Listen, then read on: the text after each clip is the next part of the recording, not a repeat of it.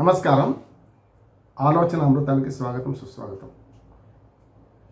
78వ స్వాతంత్ర దినోత్సవ వార్షికోత్సవ శుభాకాంక్షలు మన ఆలోచన ప్రేక్షకులకు, అట్లాగే సమాజానికి కూడా. 77 ఏళ్ల భారతం, స్వతంత్ర భారతం. మరి ఇందులో వీక్షిత భారత్ ఏమిటి, వికసిత భారత్ ఏమిటి, వీటి అర్థాలు ఏమిటి, దాంతోపాటు మన భారతదేశం గమ్యం, గమనం, వీటి గురించి మనం మాట్లాడుకుందాం. మొదటగా 1947లో ఆగస్టు 14 నాడు, అంటే విభజించు పాలించు సూత్రం ప్రకారం మత ప్రాతిపదికగా పాకిస్తాన్ను, ఇండియాను వేరు చేసి మనది లౌకిక రాజ్యంగా మనం ప్రకటించుకున్నాం. ఆగస్టు 15 నాడు స్వాతంత్రోత్సవం జరుపుకుంటున్నాం. అట్లాగే ఆగస్టు 14 నాడు అర్ధరాత్రి కంటే కొంచెం ముందు పాకిస్తాన్ విడిపోయింది. అప్పుడు తూర్పు పాకిస్తాన్, పశ్చిమ పాకిస్తాన్. తూర్పు పాకిస్తాన్ ఏమో బంగ్లాదేశ్గా మారింది, పశ్చిమ పాకిస్తాన్ పాకిస్తాన్గా ఉంది. ఆ రెండు ప్రాంతాలు కలిపి పాకిస్తాన్గా, అట్లాగే భారతదేశం ఇప్పుడున్న ప్రాంతాల్లో కలుపుకుంటే అనేక సంస్థానాలకు ఒక రకమైన వెసులుబాటు ఇచ్చి బ్రిటిష్ పాలనలో ఉన్న భారతదేశాన్ని మనకు దానికి స్వాతంత్రం ఇచ్చారు బ్రిటిష్ వాళ్ళు.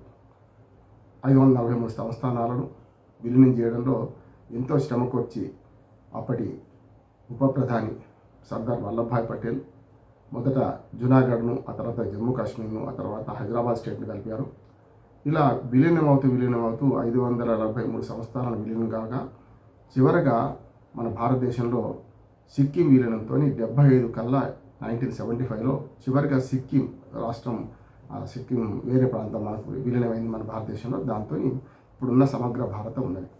ఒకనాటి అఖండ భారత్లో ఆఫ్ఘనిస్తాన్ నుంచి మొదలుకొని బర్మా వరకు మనదే అయితే, బ్రిటిష్ వారి పాలనలో ఒక్కొక్క దేశానికి స్వాతంత్రం ఇస్తూ వచ్చి చివరికి మనకిచ్చేటప్పుడు స్వతంత్ర రాజ్యాలకు కూడా స్వతంత్రం కల్పించి వాళ్ళు పాకిస్తాన్లో చేరినా సరే, ఇండియాలో చేరినా సరే, లేక స్వతంత్రంగా ఉన్నా సరే 3 ఆప్షన్లు ఇవ్వడం వల్ల జరిగిన గందరగోళం చివరికి 75లో మనకు సిక్కిం రాష్ట్ర విలీనంతో పూర్తయింది. అంతకుముందు 60లో అటు గోవా, డయ్యూ డామన్, ఇటు మనకు అండమాన్ నికోబార్ దీవులు, అట్లాగే మనకు పోతే ఇటు పక్కన మనకు పుదుచ్చేరి, ఇవన్నీ కూడా మెల్లమెల్లగా విలీనం అవుతూ చివరికి ఇప్పుడున్న భారతదేశంగా అవతరించింది. ఇది చరిత్ర.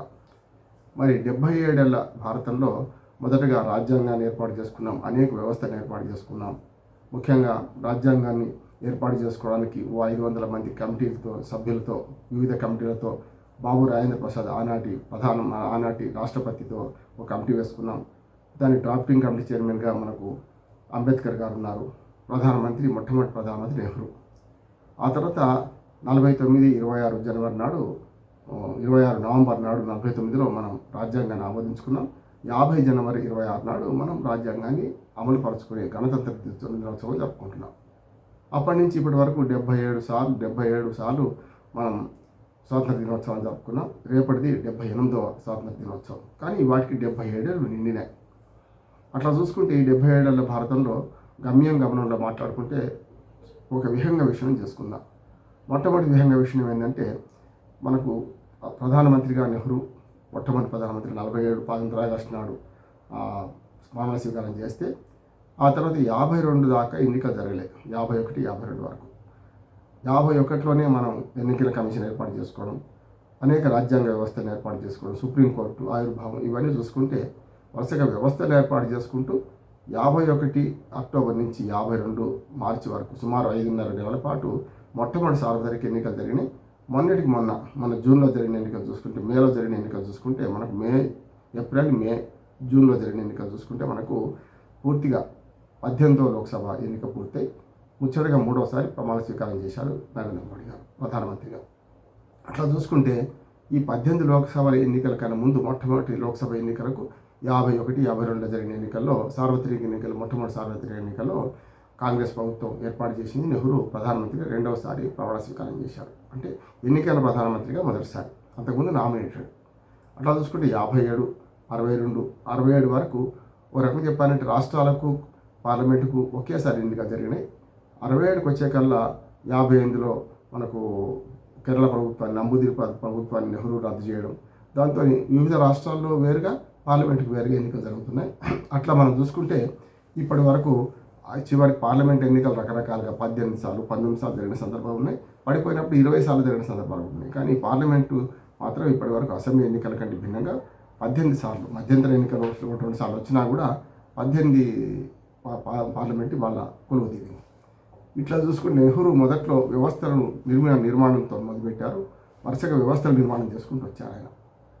అంటే నేను చెప్పినవన్నీ కూడా ఎన్నికల కమిషన్ ఇవన్నీ కూడా చేసుకోవడంతో పాటు అనేక రకంగా పరిశ్రమలను, అట్లానే ఇటు పక్కన వ్యవసాయాన్ని ఆనాడు అలిన విదేశాంగ విధానం అవలంబించడం, అట్లాగే ప్రపంచంలో 2 కూటములుగా ఉంటే ఏ కూటమిలో ఉండకపోవడం, దాంతోపాటు మన దేశంలో మిశ్రమ ఆర్థిక వ్యవస్థ ప్రవేశపెట్టడం, దానిలో ముఖ్యంగా వ్యవసాయాన్ని అట్లాగే పరిశ్రమలు అనుసంధానం చేయడం, బొకారో ఉక్కు కర్మాగారం లాంటివి పెట్టడం, తర్వాత మనకు బాక్రానంగలు, నాగార్జున సాగరు, శ్రీశైలము, శ్రీరామ్ సాగరు ఇట్లాంటి ప్రాజెక్టులన్నీ కూడా నెహ్రూ హయాంలోనే శంకుస్థాపనలు జరిగినాయి.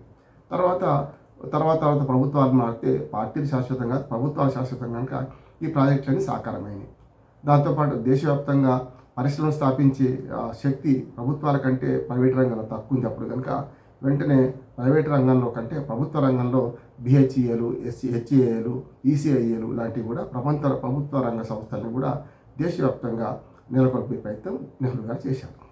అది వాళ్ళ ప్రైవేటీకరణ నుంచి మళ్ళీ ప్రైవేటీకరణలో భాగంగా కొన్ని సంస్థలు మళ్ళీ వెనక్కిపోతున్నాయి. అది కాలక్రమంలో ఆర్థిక సంస్కరణల ద్వారా వచ్చిన దాన్ని. ఆనాడు సోషలిస్ట్ వ్యూతోని నెహ్రూ గారు ప్రభుత్వ రంగంలోని పరిశ్రమ స్థాపనకు, ప్రభుత్వ రంగంలోనే విద్య, ఆరోగ్యాన్ని పెంపొందించే చర్యలు చేశారు. దానిలో భాగంగా హరిత విప్లవం, నీలి విప్లవము ఇవన్నీ కూడా ఆ రోజే మొదలైనవి.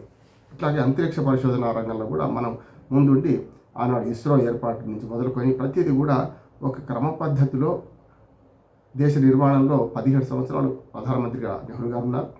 ఆ తర్వాత లాల్ బహదూర్ శాస్త్రి గారు 18 నెలలే అధికారంలో ఉన్నా కూడా ఒక యుద్ధాన్ని ఎదుర్కొన్నారు. వారు 62లో చైనాతో యుద్ధం ఎదుర్కొన్నాం, ఓడిపోయాం. 65 యుద్ధంకి వచ్చే కల్లా మనం గెలిచాం పాకిస్తాన్తో. జై జవాన్ జై కిసాన్ నినాదం కూడా అదే జరిగింది. ఆయన హయాంలో 2 యుద్ధాలు వచ్చినాయి లాల్ బహదూర్ శాస్త్రి గారి హయాంలో. అట్లా చూసుకుంటే ఆ తర్వాత ఆయన మరణం తర్వాత ఇందిరాగాంధీకి రావడం, 71లో బంగ్లాదేశ్ విముక్తి పోరాటంలో మరి వాళ్ళ ప్రజలకు మద్దతు తెలపడం, దాంతో పాకిస్తాన్ నుంచి తూర్పు పాకిస్తాన్ విడిపోయి బంగ్లాదేశ్కి ఆవిర్భవించిన చరిత్రలో భాగం. ఆనాడు దుర్గామాతగా అభిమానించిన వాజ్పేయి లాంటి ప్రతిపక్ష నాయకుడు ఉన్నారు. అట్లానే ఇందిరాగాంధీ కూడా తన అధికారాన్ని సుస్థిరం చేసుకుని ఎమర్జెన్సీ నీడల్లో మనం అందరూ కష్టాలు అనుభవించడం, ఎమర్జెన్సీ ఫలితాల పరంగా ఎమర్జెన్సీ చీకటి రోజుల ఫలితంగా ఆమె అధికారాన్ని కోల్పోవడం, ఆ తర్వాత మళ్ళీ 80లో ఆమె అధికారంలో రావడం, 77 నుంచి 80 వరకు జనతా ప్రభుత్వం, మొట్టమొదటి కాంగ్రెసేతర ప్రభుత్వం అధికారంలో ఉండడం, ఆ తర్వాత జనతా ప్రయోగం, ఆ తర్వాత ఇందిరాగాంధీ మళ్ళీ రావడం, ఆ తర్వాత ఆమె మరణం 84లో. తర్వాత చూసుకుంటే రాజీవ్ గాంధీ తాను ప్రధానమంత్రిగా ఉండడం, తర్వాత మళ్ళీ సంకీర్ణ ప్రభుత్వాలు విపి సింగ్, చంద్రశేఖర్ ఇట్లా వీళ్ళందరూ మనకు ప్రభుత్వాలకు రావడం, ఆ తర్వాత 91 నుంచి 96 దాకా ఆర్థిక సంస్కరణల పితామహుడైన పివి నరసింహారావు గారు అనుకోకుండా కాకతాళీయంగా అధికారంలోకి వచ్చి 5 ఏళ్ళు మైనార్టీ ప్రభుత్వాన్ని నడపడం, ఇవన్నీ మనం చరిత్రలో భాగంగా చూసుకోవచ్చు. తర్వాత 96లో మరి ఆయన పదవి తర్వాత 96 నుంచి మళ్ళీ వాజ్పేయి గారు రావడం ప్రధానమంత్రిగా. ఆయన కూడా స్వర్ణ చతుర్భుజి పేరు మీద దేశవ్యాప్తంగా మరి మౌలిక వసతుల్లో రోడ్లు ముఖ్యం, కమ్యూనికేషన్, ట్రాన్స్పోర్టేషన్కు ఊతం ఇవ్వడం. తర్వాత 2004 వరకు, అంటే 2001 నుంచి 2004 దాకా మళ్ళీ వాజ్పేయి గారు ప్రధానమంత్రిగా ఉండడం, ఆ మధ్యన సంకీర్ణ ప్రభుత్వాలు.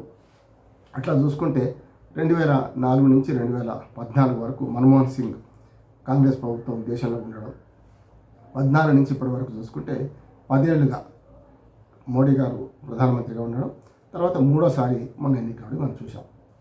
ఇది మొదటి దేశం అంటున్నాడు. మరి ప్రధానమంత్రుల పనితీరు ఎట్లా ఉంటే, పనితనాలు ఏం చేశారు, ఇప్పుడు ఏం చేయబోతున్నారు అనే విషయం కూడా మనం 2వ ఎపిసోడ్లో మాట్లాడుకుందాం.